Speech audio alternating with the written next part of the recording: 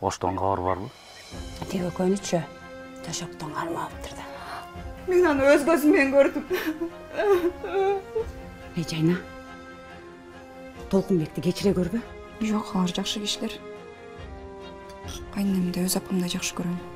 Мен аларга миң ыраазымын. Силер баарын туура эмес түшүнүп алдыңар. Мен сенден мындайды күткөн эмесмин. Кайсы бетиң менен келдиң бияка? Толкунбек дайыма көйгөйдөн качып кутулат.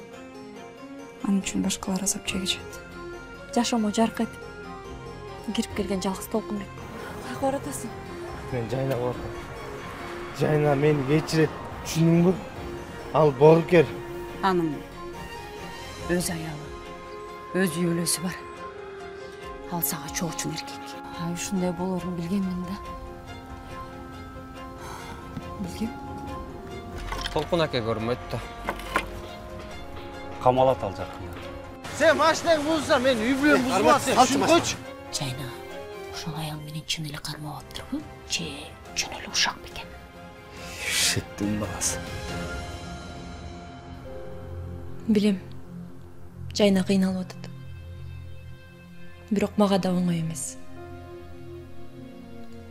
Ал эми Толкунбек баары бир меники болот. Эгерде сиздер Чоочун киши сериалынын бөлүмдөрүн чыдамсыздык менен күтүп атсаңыздар, анда биз сиздерди Этно Медиа порталынан күтөбүз.